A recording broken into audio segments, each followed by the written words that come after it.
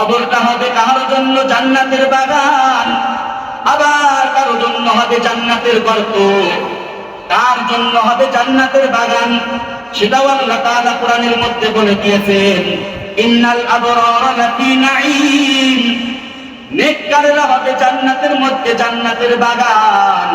ওয়া ইন্নাল ফুজ্জারা লাফি জাহিম, গুনাহগার পাপিষ্ঠরা হবে তাদের কবর হবে জাহান্নামের গর্ত। আল্লাহ তাআলা বলেন দুনিয়াটা হলো আখিরাতের পুঁজি কামাই করার জায়গা।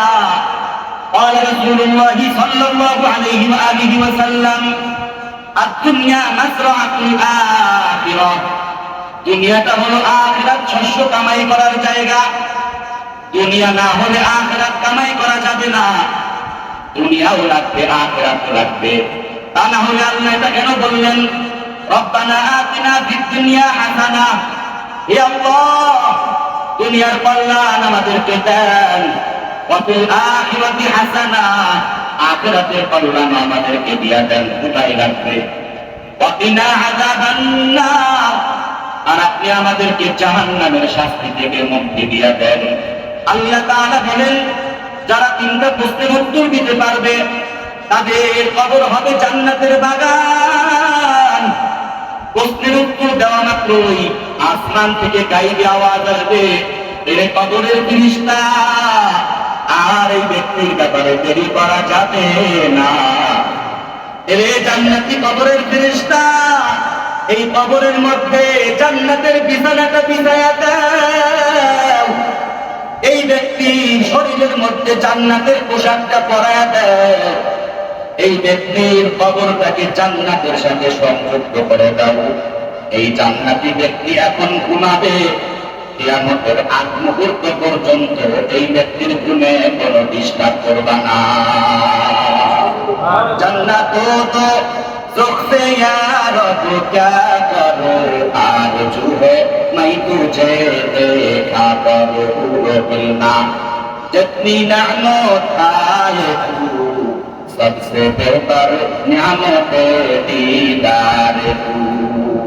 ए दुनिया सारिया কোথায় যাবি ভাগিয়া, এ দুনিয়া সারিয়া কোথায় যাবি ভাগিয়া, মরণ তোমায় লইবে ঘিরে যতই করো বাহানা, মরণ তোমায় লইবে ঘিরে যতই করো বাহানা।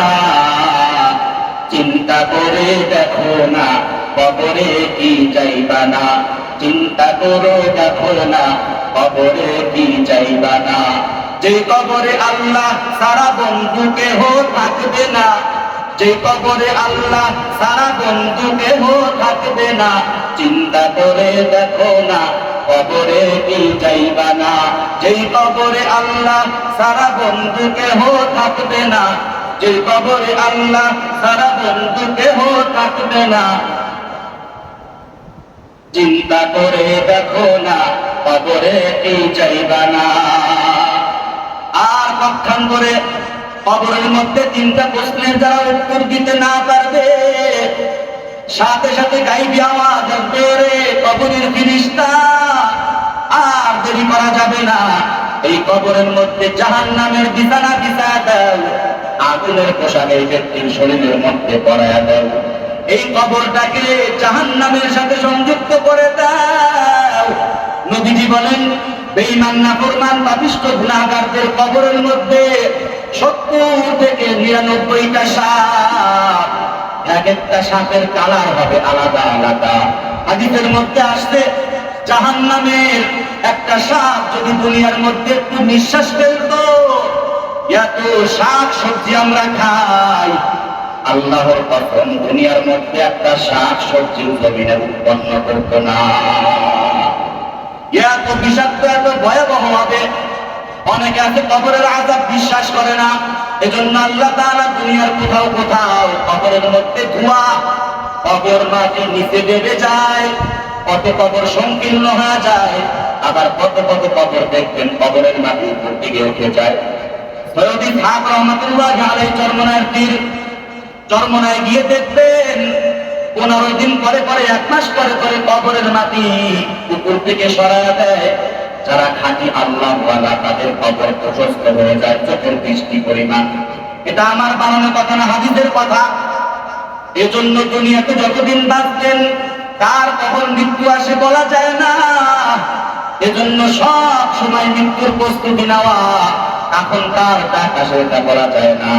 এজন্য আল্লাহ তাআলার কাছে দোয়া করি, আল্লাহ তাআলা যেন আমাদেরকে সবাইকে ঈমানের হালতে মৃত্যুবরণ করার তৌফিক দান করেন, সকলেই বলি আমিন। ওয়া আখিরু দাওয়ানা আলহামদুলিল্লাহি রাব্বিল আলামিন।